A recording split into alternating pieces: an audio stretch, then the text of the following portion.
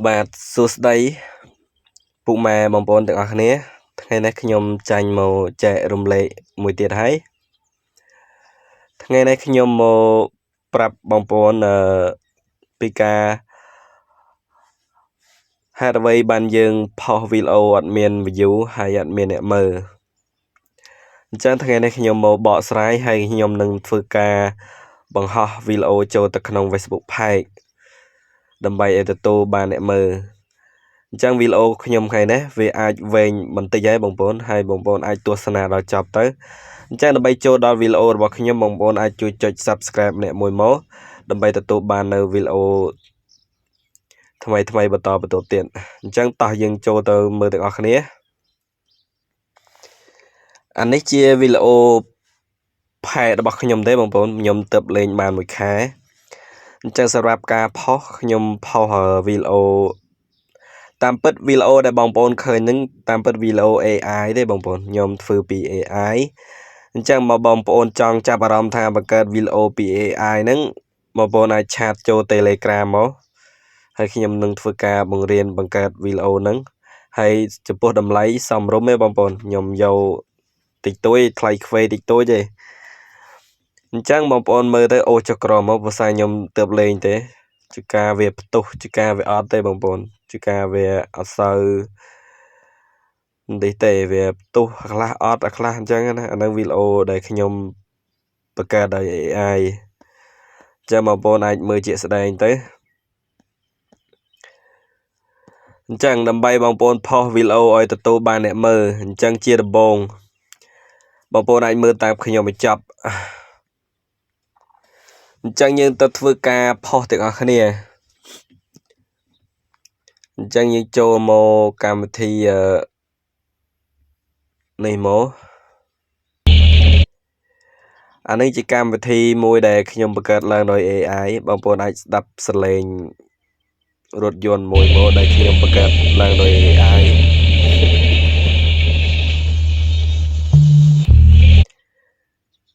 អញ្ចឹងបងប្អូនប្រហែលជាអាចបានស្ដាប់សំឡេងរថយន្តនឹងហើយអានេះខ្ញុំបង្កើតពី AI ទេបងប្អូនអញ្ចឹងយើងទៅធ្វើការបង្ហោះទាំងអស់គ្នាធ្វើម៉េចបានយើងផុសទៅអាចទទួលបានអ្នកមើលអញ្ចឹងយើងអាចចុចបងប្អូនអាចចុចនៅខាងលើមកបងប្អូននឹងចុចកន្លែងនេះគេមានពាក្យdownload video បងប្អូនចុច download video មកអញ្ចឹងយើងចេញក្រៅមកចុចចេញក្រៅយើងចុចថយក្រោយអស់មកអញ្ចឹងយើងទៅស្វែងរកខ្ញុំបានកាត់តវីដេអូនេះជាមួយ CapCut ទេបងប្អូនខ្ញុំកាត់ជាមួយនេះបងប្អូនកម្មវិធីខ្ញុំដាក់សញ្ញាប្រូឲ្យបងប្អូនមើលកាត់ជាមួយ VN ភាសា CapCut វាទាដោយថាយើងប្រើ18.8ឬមួយក៏18អធិស្ឋានបងប្អូន18ហើយនឹងទ្រង់ HD អីចឹងវាត្រូវការធ្វើយើងបង់ប្រាក់អញ្ចឹងខ្ញុំកាត់ជាមួយ VN អញ្ចឹងយើងចូលទៅកម្មវិធី VN ទាំងអស់គ្នាអញ្ចឹងចូលមកដល់កន្លែងកម្មវិធី VN ខ្ញុំចុចកន្លែងសញ្ញាបូកអញ្ចឹងខ្ញុំទៅធ្វើការរើសវីដេអូចំនួន1ដើម្បីយកមកកាត់តអញ្ចឹងខ្ញុំរើសវីដេអូ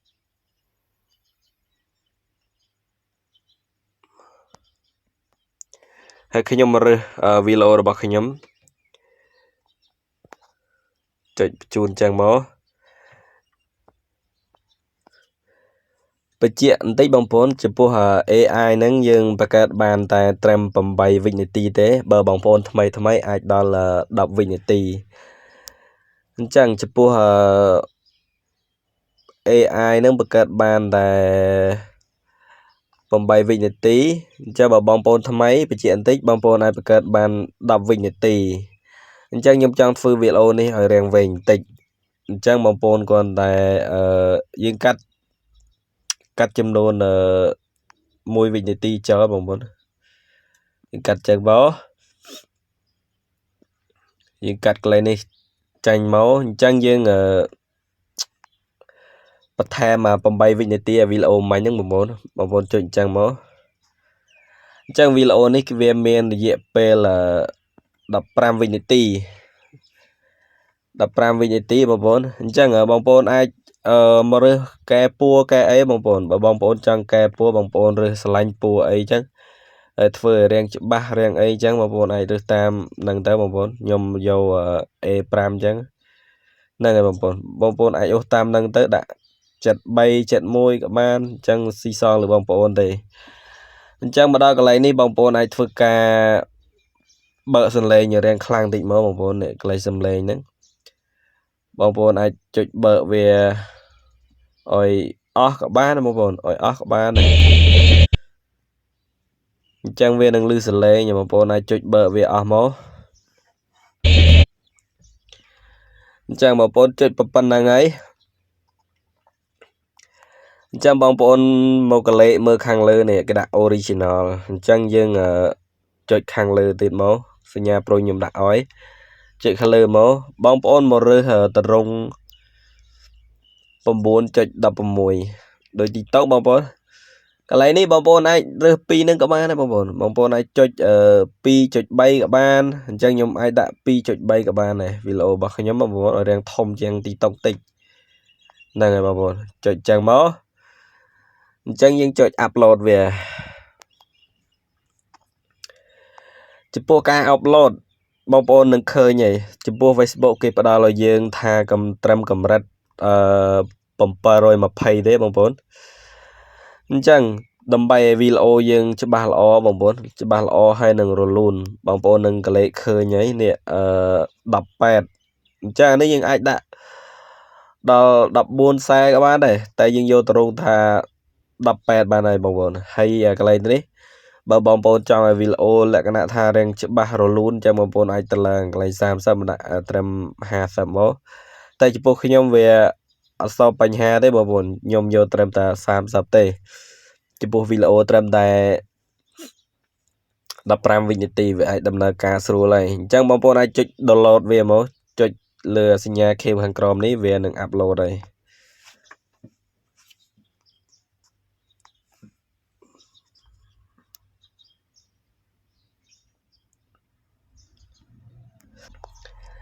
បាទវា upload ចូលទៅក្នុងក្នុងទូរស័ព្ទរបស់យើងហើយអញ្ចឹងយើងចូលទៅធ្វើការផុសទាំងអស់គ្នាយើងថយក្រោយអស់មកយើងថយអស់មកអញ្ចឹងយើងចូលទៅក្នុង Facebook យើងចុចលើ Facebook មក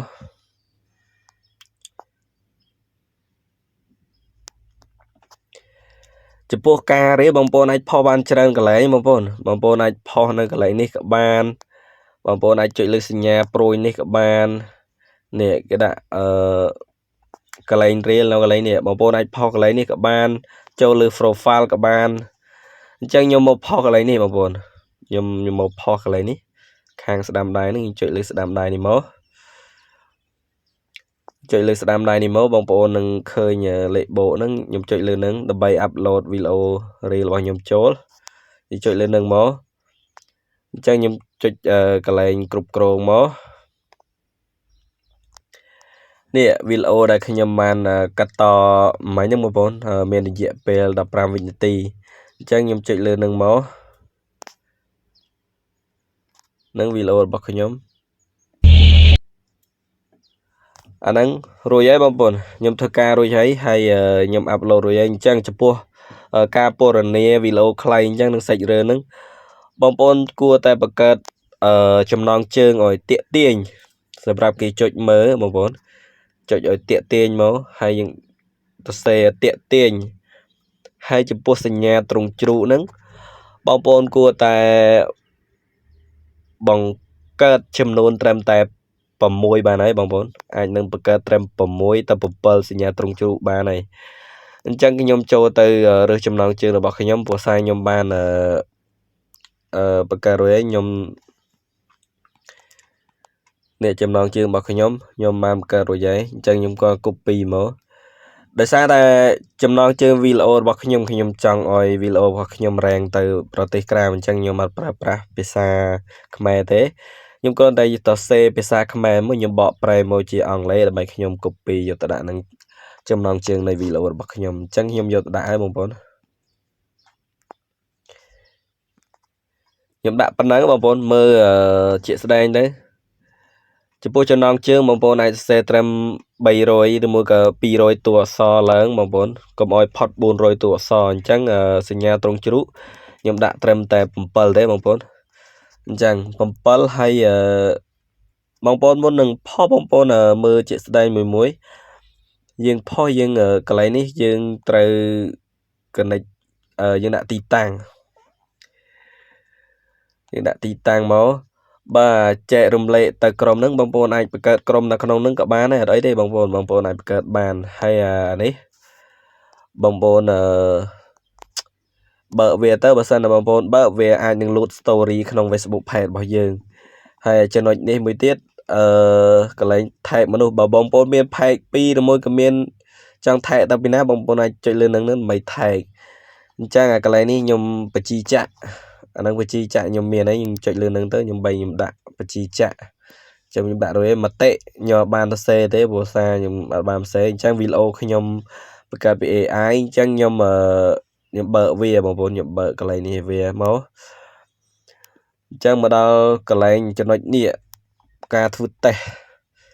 AB អញ្ចឹងកន្លែងនេះបងប្អូនអាចធ្វើតេស្តក៏វាក៏បានដែរតែវាអាចផុសភ្លាមទេវាអាចធ្វើតេស្តរូបភាពយើងធ្វើវីដេអូយើងមួយសន្ធុះអាចនឹង10 នាទីបានវាផុសវីដេអូយើងចាញ់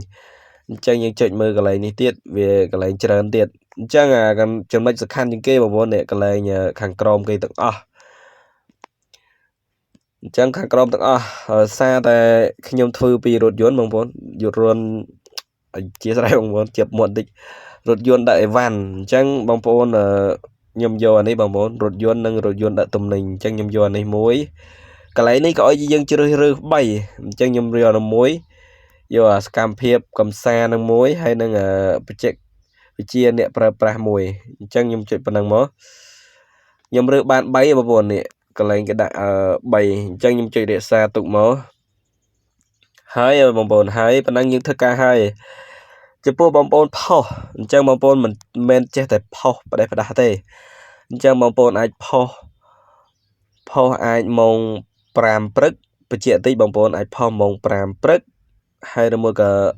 10ពេលថ្ងៃ10កន្លះពេលថ្ងៃឬមួយក៏ម៉ោង10ពេលមនុស្សសម្រាប់ពីការងារចាញ់ពីសាលារៀនអញ្ចឹងបងប្អូនអាចផុសម៉ោងហ្នឹងហើយពេលល្ងាចបងប្អូនអាចផុសពីខ្ទង់ម៉ោង5រហូតដល់ម៉ោង9ល្ងាចអញ្ចឹងបងប្អូនកុំផុសលើសពីម៉ោង9បងប្អូនអាចផុសពីម៉ោង5រហូតដល់ម៉ោង9ផុសចន្លោះម៉ោងហ្នឹងអាហ្នឹងចំពោះវីដេអូដែលយើងផុសបងប្អូនកុំចេះផុសតែផ្ដេសផ្ដាស់បើយើងមិនដឹងថាមនុស្សតនេម៉ោងណាអីម៉ោងណាហើយអញ្ចឹងអានេះគ្រាន់តែវីដេអូខ្ញុំធ្វើបង្ហាញទេបងប្អូនហើយវីដេអូនេះខ្ញុំធ្វើបង្ហាញខ្ញុំនឹងចុចអាប់ឡូតផុសហើយខ្ញុំផុសនេះនៅម៉ោង 9:47 ព្រោះសារខ្ញុំគាត់ធ្វើការបង្ហាញពុកម៉ែបងប្អូនទេអញ្ចឹងខ្ញុំធ្វើការអាប់ឡូតពងអាប់ឡូតវីដេអូបងប្អូនម៉ោង 9:48 កន្លែងនេះវាកំពុងតែ scan វីដេអូរបស់ខ្ញុំចឹងខ្ញុំផុសម៉ោងហ្នឹងតើមានអ្នកមើលប្រមាណបងប្អូនអាចចាំតាមដានទស្សនាមួយខ្ញុំទាំងអស់គ្នា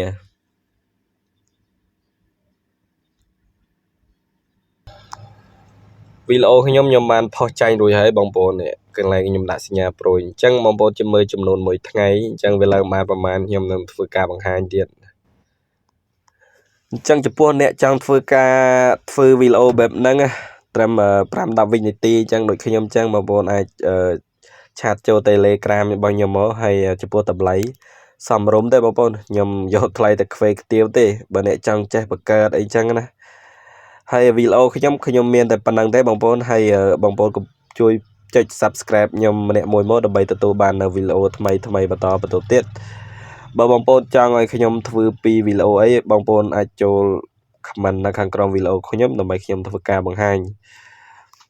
សូមអធិស្ឋានចំពោះការខុសឆ្គងពាក្យសម្ដីរបស់ខ្ញុំដែល